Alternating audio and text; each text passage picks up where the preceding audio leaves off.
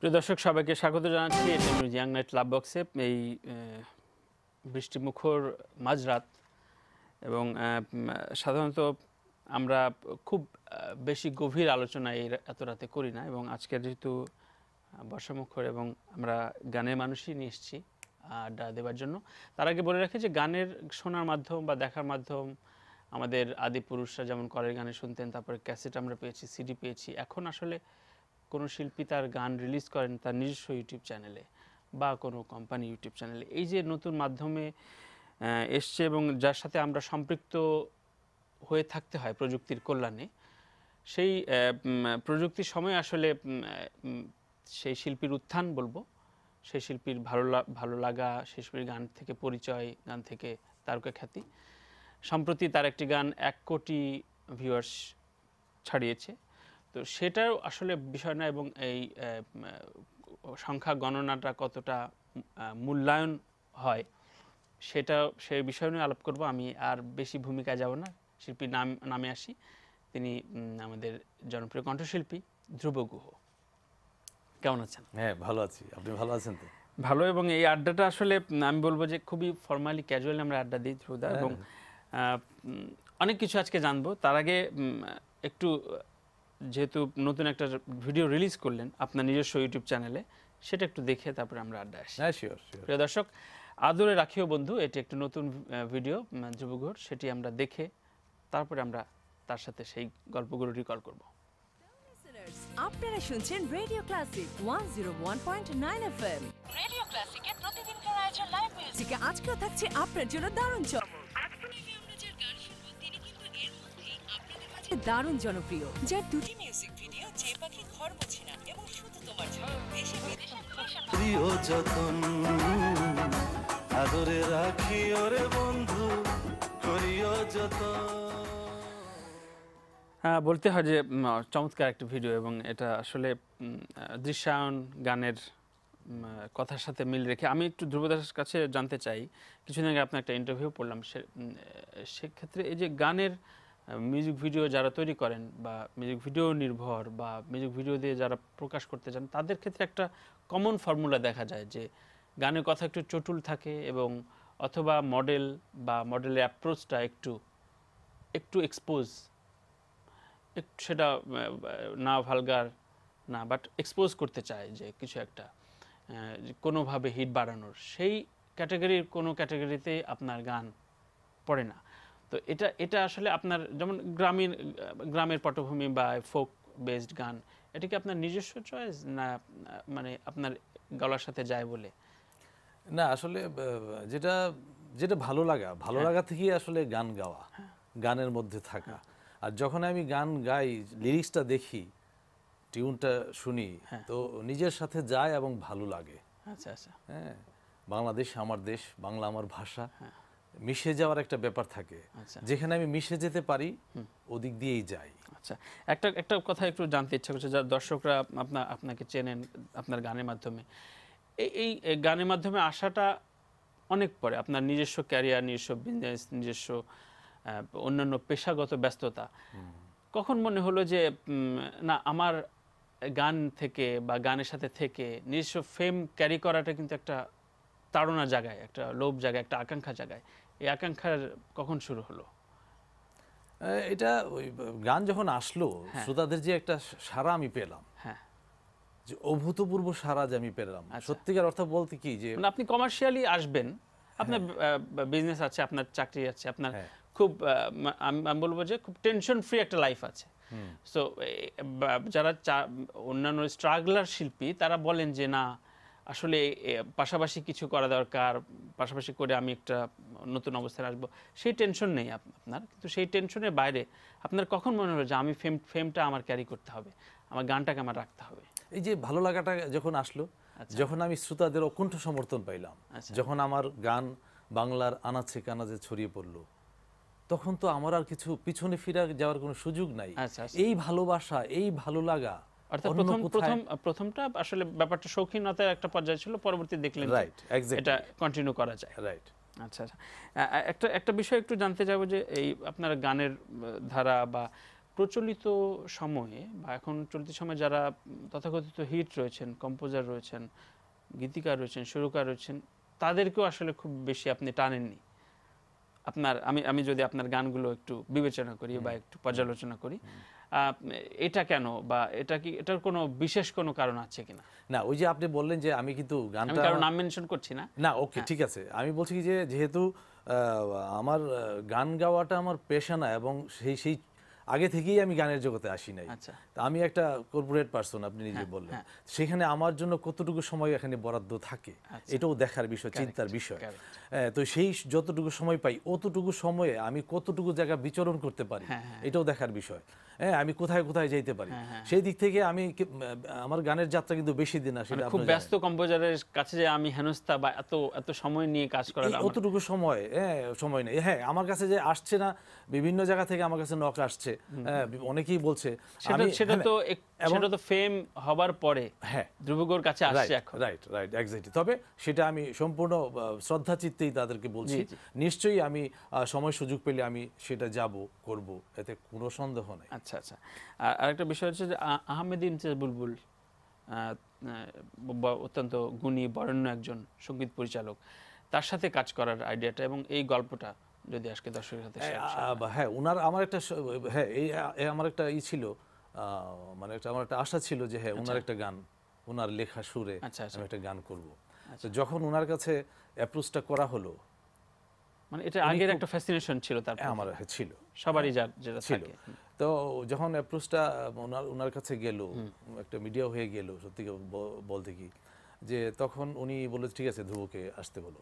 আমি যখন গেলাম, তো আমার সাথে যখন কথাবার্তা ওনার হইলো এবং উনি আমার সম্বন্ধে যখন জানলো, আমার এতটাই ভালো লাগলো যে খুব মহান একজন লোক, এবং আমাকে আমি একজন সাধারণ মানুষ, গানের জগতে আমি কিছুই না, হ্যাঁ, তো যদি বলি, তো সেইভাবে আমাকে যেভাবে উনি গ্রহণ করলো, গ্ল্যাডলি অ্যাকসেপ্ট করলো এবং বলল যে হ্যাঁ ধ্রুব, আমি তোমার জন্য গান বানাবো, তোমাকে বাংলা সঙ্গীত প্রেমীরা তোমাকে এত ভালোবাসে এবং তোমার সাথে কথা বলে আমার খুবই ভালো লেগেছে, আমি তোমার জন্য গান করব। যদিও যথেষ্ট সময় নিয়েছে এবং অলরেডি একটা গান করেছে, গান গাওয়া হয়ে গেছে, সেটা আমার নেক্সট অ্যালবামে আসবে। বাহ, অবশ্যই আমরা অপেক্ষা থাকবো, শ্রোতারা অপেক্ষা রয়েছেন। একটা বিষয় একটু জানতে চাই যে ধ্রুব গুহ বা আরও অনেক শিল্পীর, কিছু ক্যাটাগরি ওয়াইজ শিল্পী যদি নাম বলি, যে তারা আসলে রেকর্ডিং বেসিক আর্টিস্ট। আমি যদি বলি যে আপনার যেমন সময় হয় না বা সময় করা হয়ে ওঠে না, আপনার একটা কর্পোরেট ব্যস্ততা রয়েছে, আপনার স্টাফ রয়েছে, আরও অনেক রকম ঝামেলা রয়েছে এবং কাজের ব্যস্ততা রয়েছে, সুতরাং আপনি সহসা আজকে যদি কুমিল্লা, কালকে শরীয়তপুর, পরের দিন যদি চিটাং কনসার্ট কল আসে, সেটা আপনি করতে পারবেন না বা আপনি রিসিভ করতে হয়তো সময় লাগবে। তো এই যে রেকর্ডিং বেসিক আর্টিস্টদের ক্ষেত্রে আসলে কি টার্মস আপনার মানে দেখতে হয় শ্রোতাদের সাথে, যে আমার নতুন গান একটা রিলিজ দিলেন, এটার কতদিন পরে আমার কানেক্ট থাকতে হবে, এই প্যাটার্নটা আমি একটু শুনতে চাই। অন্য শিল্পীদের কাছ থেকে নিশ্চয়ই আপনি একটা আলাদা পথে আপনি বিচরণ করেন, যেহেতু আপনার অন্যান্য ব্যস্ততা রয়েছে।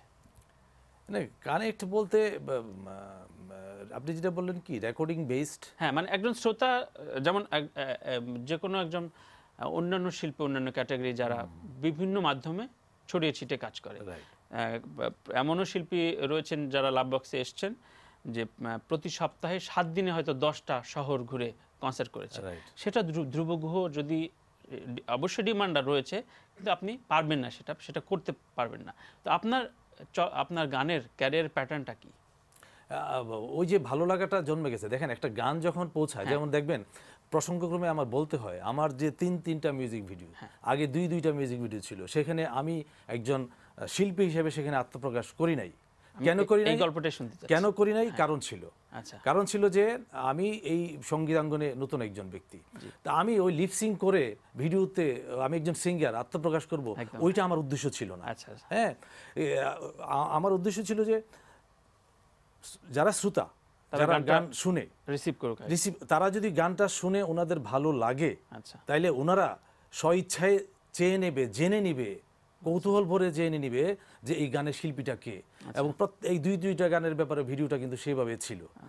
এবং যখন দেখা গেল যে আমার শুধু তোমার জন্য এখন, যে পাখি ঘর বোঝে না, এটা যখন গ্রাম বাংলার আনাচে কানাচে প্রত্যন্ত অঞ্চলে ছড়িয়ে গেছে, তারপর আমার 3য় মিউজিক ভিডিওতে আমি এখানে একজন সিঙ্গার হিসেবে আত্মপ্রতিষ্ঠা করলাম। বাহ, এবার একটা এবং ওইখান থেকে কিন্তু যেটা আপনি বললেন জি, জি, যে ওই যে আমি কিন্তু আমার গান কিন্তু শ্রোতাদের কাছে পৌঁছে গেছে, হ্যাঁ, তো যেহেতু আমার গান পৌঁছে গেছে, এখন ওনাদের প্রতিনিয়তই নক আসছে যে এই যে ধ্রুবর গান কবে আসতেছে, ওই যে পাখি ঘর বোঝে না শিল্পী যে ওনার গান কবে আসছে, ওনারা কিন্তু অধীর আগ্রহ অপেক্ষা করে সেটা বসে আছে। বিভিন্ন ডিজিটাল মিডিয়াতে তারা খোঁজ করছেন। রাইট। আমি এই বিষয়টা জানতে চাচ্ছি যে অর্থাৎ ডিজিটাল মিডিয়া বা ডিজিটাল এই দর্শকরা, এই শ্রোতারা আসলে একটা পর্যায়ে আকাঙ্ক্ষা করতে থাকেন এবং সেই নিয়মিত অনুযায়ী নিয়ম অনুযায়ী আপনার গানটা পরিবেশন করতে হয়। অর্থাৎ আজকে রিলিজ দিলেন, ঠিক হয়তো 2-3 মাস বা 6 মাস বা 1 বছরের মধ্যে আপনার নতুন ভিডিও রাইট তারা চাইবে। হয়তো আমারটা পৌঁছতে একটু সময় লাগবে, যেটা আপনি বললেন, কানেক্ট করতে একটু সময় লাগবে, জানতে সময় লাগবে, স্প্রেড আউটে সময় লাগবে। আগে যেরকম সিডি অর্ডার বিক্রি হইতো সেই দিন তো আর নাই। না, এখন আর সময় আসলে এটা যুগ পাল্টেছে। একটা বিষয় জানতে চাই যে আপনার অফিসিয়াল এনভায়রনমেন্টে এখনকার ধ্রুব গুহর রিসিভ বা আপনার তাদের সাথে আড্ডাবাজির প্যাটার্নটা কেমন বদলেছে? আসলে আমি যেমন ধ্রুব আগে ছিলাম এখনো তেমনই আছি, কিন্তু তারপর তেমন নেই না, এটা আমি মানতে পারবো না, তেমন নেই আপনি অবশ্যই তেমন নেই। গানের জগতে এসেছেন, লাভ বক্সে কিন্তু আপনি যদি আপনি আগের চাকরি, আগের কর্পোরেট বিজনেস যদি 20 বছরও করতেন, লাভ বক্সে এই সিটে আমি আপনাদের এই প্রোডিউসার ডাকতাম। আমি সেই বিষয়টা জানি, নিশ্চয়ই তেমন নেই ধ্রুব। হ্যাঁ, আসলে ঠিকই বলেছেন আপনি। ওই আমার অফিসেও ঠিক তেমনটাই, যে আমাকে আগে যেভাবে দেখতো এখন একটু ভ্যালু এডিশন যাকে বলে, তাই না, ভ্যালু এডিশন। হ্যাঁ, তো সেই জায়গাটাকে অবশ্যই একটা মর্যাদার জায়গা, অবশ্যই একটা মর্যাদার জায়গা। এবং ওনাদেরও একটা, সবার আমার কলিগ যারা আছেন সেই পিয়ন থেকে শুরু করে এমডি পর্যন্ত, ওনাদেরও একটা গর্ব হয় কথা প্রসঙ্গে, ওনারা প্রাউড ফিল করে বলতে যে হ্যাঁ ধ্রুবর গান দেখেছি, ধ্রুবকে ওইখানে দেখেছি, ধ্রুবর গান খুব ভালো লাগে। সবারই কিন্তু একটা চরম একটা ভালো লাগা কাজ করে। সেদিক থেকে আমি অনেক বড় ব্লেসিংস মনে হয় যে এটা আসলে কোটি কোটি টাকা দিয়ে আসলে কেনা সম্ভব না। No question arise at all. আমি সেটাই জানতে চাচ্ছি। যাক, আড্ডার আরো অনেক বিষয় রয়েছে, শুনবো। ছোট একটা বিরতি নিয়ে আসি। প্রিয় দর্শক, ছোট একটা বিরতি নিয়ে আবারও ফিরছি লাভ বক্সে ধ্রুব ঘোষের সাথে, সঙ্গে থাকুন।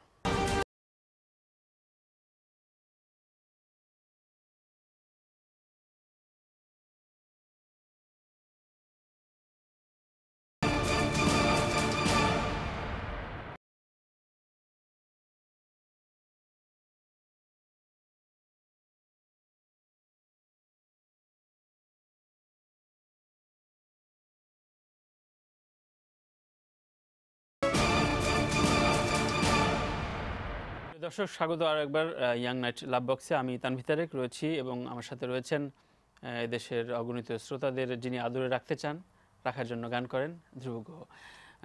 ধ্রুবদা, সেই প্রথম যে ভিডিওটি দেখলাম, আসলে সেটার কোনো স্টোরি, সেটার গল্পটা সেটার সম্বন্ধে আসলে অবশ্যই আমার বলার আছে, একটু জানতে চাই। এটা বলার আছে যে গানটা হচ্ছে আদরে রাখিও বন্ধু।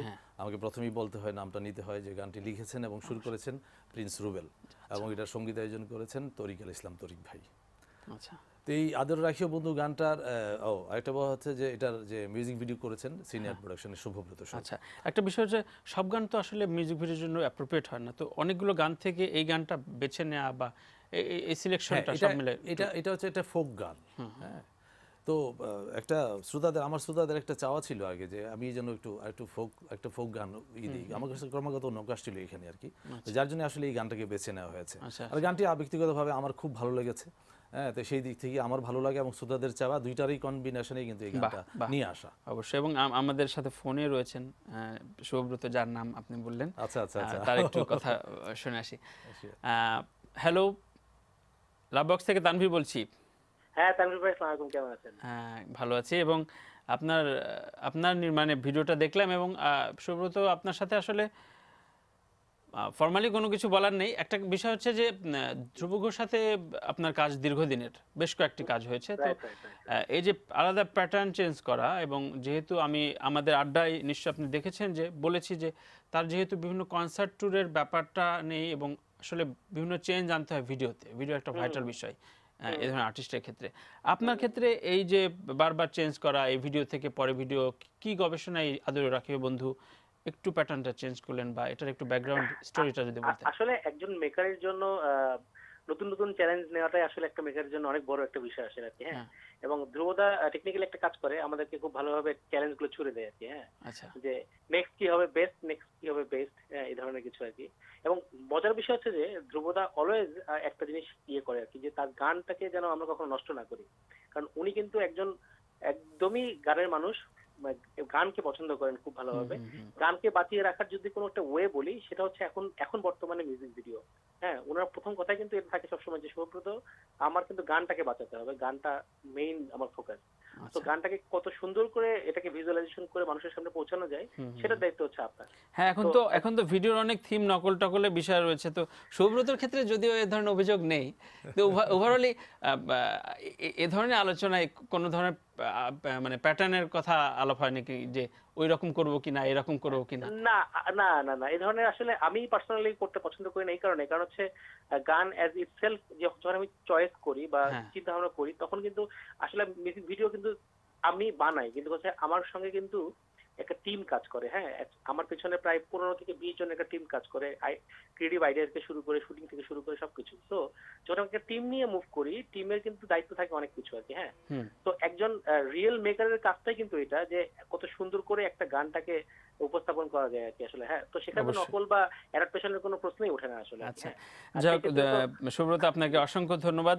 যাবার আগে আমি আপনার সাথে দেখা হলে যে কথাটা বলি, যে ধ্রুবদা না অন্যান্য যে কোনো শিল্পী যাতে সিনে আর্টকে রিচ করতে পারে, সে ধরনের রিজনেবল ভিডিও তৈরি হোক, আপনি আরও ভিডিওর সংখ্যাটা বাড়ান। ধ্রুবদা চমৎকার করে বলল আমাদের সৌব্রত। একটা বিষয় একটু জানতে চাই, যে শিল্পী হিসেবে আমাদের যে ছবি, যে গত পর্বেও একজন প্রখ্যাত হিরো চিত্রনায়ক এসেছিলেন এবং বলছিলেন যে আমার ছবিটা এত হিট হলো, কিন্তু আসলে আমার কলিগরা, আমি সারাদিন বা সারা বছর যাদের সাথে চলাফেরা করি, তারা ফোন করে অ্যাপ্রিসিয়েট করেনি। তো এই বিষয়টা আসলে আমাদের ভেতরে একটু অ্যাপ্রিসিয়েশনটা কম, নিজেদের ভেতরে। আপনার অগণিত শ্রোতা বিভিন্ন শহর থেকে ফোন করেন, এই আপনার ঘরানার লোকজনদের কেমন কথা পেয়েছেন? কার ফোনটা আপনার কাছে খুব ইন্সপায়ার করেছে? আসলে সবচেয়ে বড় ইন্সপিরেশন হচ্ছে আমার ঘর থেকে। বাহ, সবচেয়ে বড় অনেস্ট ইন্সপিরেশন আমার ঘর থেকে। ভালো হইলে ভালো বলে, মন্দ হইলে ভালো বলে। আর কেউ আছে ভালো হইলেও ভালো বলতে চায় না। আর মানে শোবিজ ইন্ডাস্ট্রির কথা বলছি আমি, শোবিজ ইন্ডাস্ট্রিতে। হ্যাঁ, এই ইন্ডাস্ট্রিতে আসলে যেটা বলেছেন, যে এই যে গত সপ্তাহে আপনার এক এপিসোডে এক অভিনেতা এসেছিলেন, উনি যেটা বলেছেন, কার্যত আমাদের এই ইন্ডাস্ট্রিতেও সেই একই জিনিসই দেখা যায়। এটা একই জিনিসই দেখা যায়। আমরা যেন উৎসাহ দিতে খুব কুণ্ঠাবোধ করি।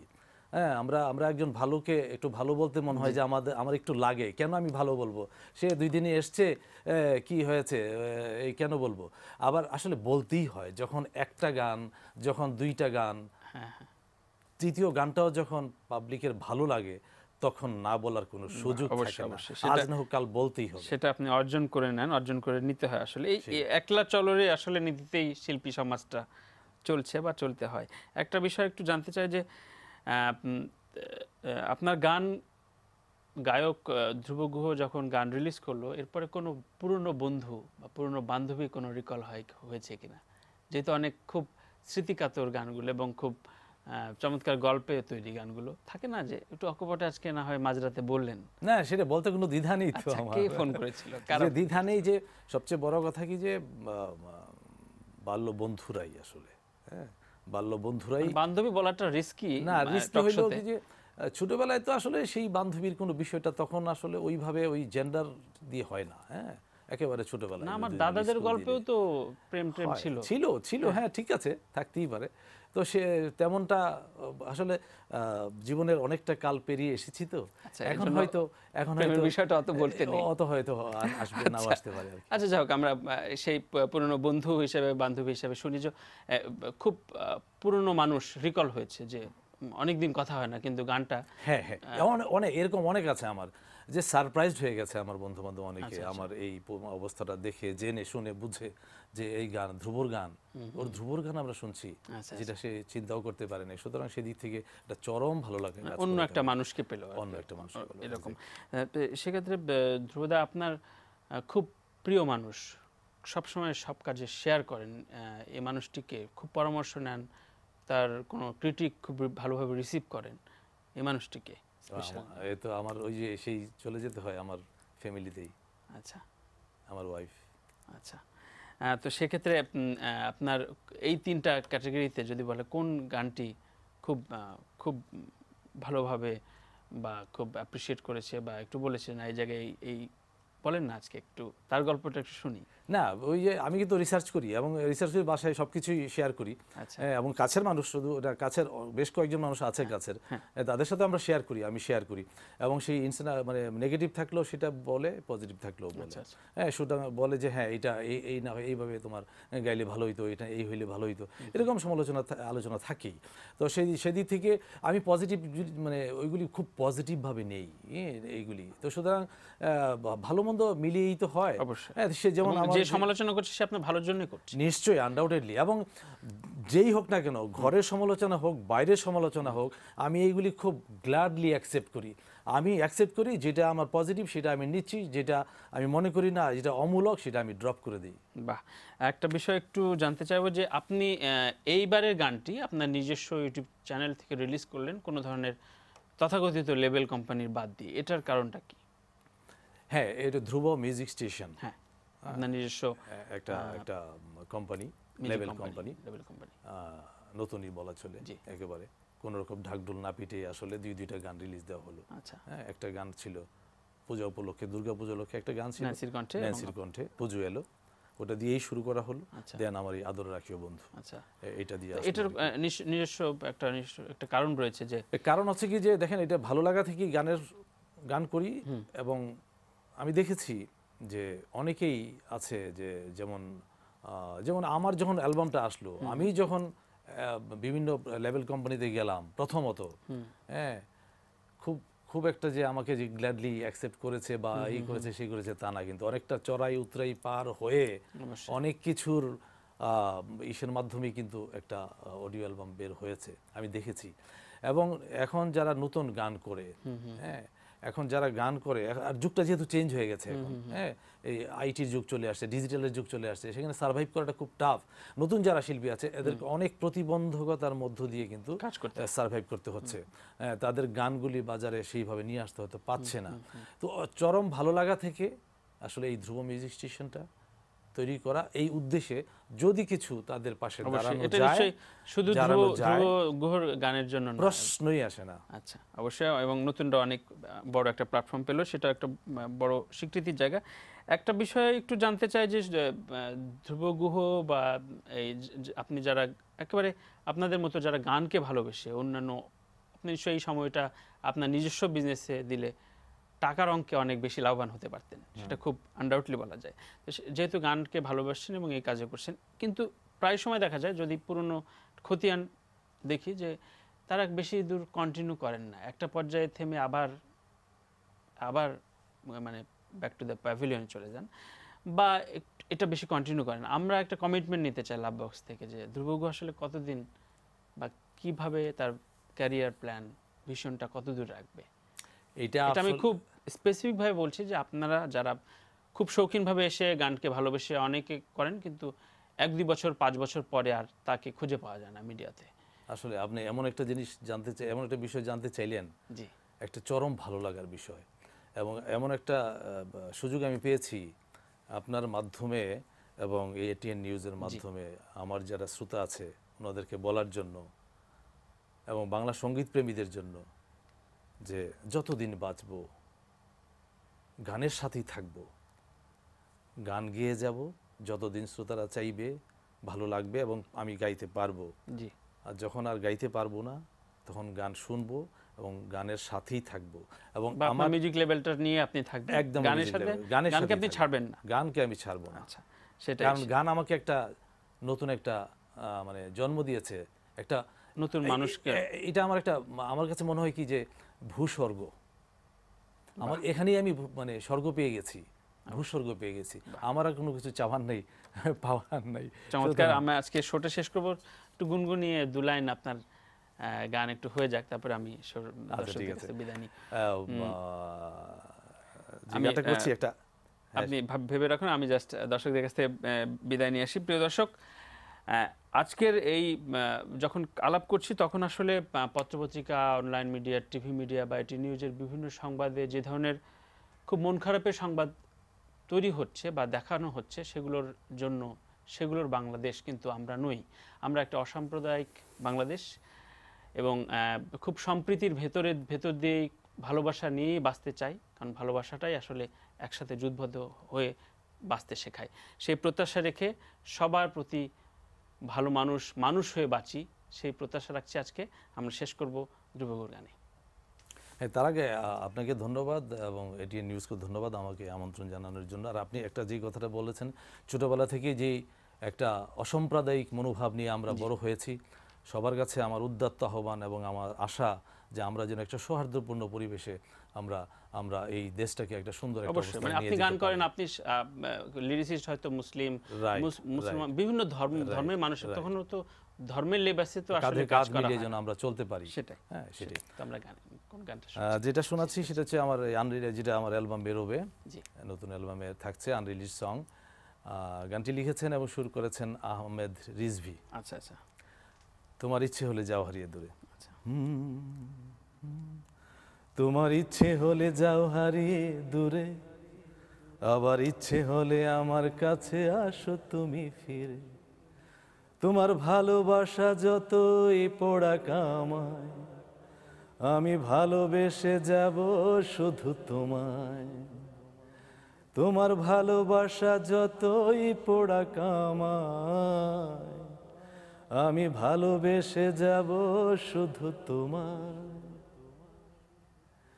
ইচ্ছে হলি অভিমানের দেয়াল তুমি গড়ো, নির্বিবাদে দুঃখ দিতে তুমি কেবল পারো।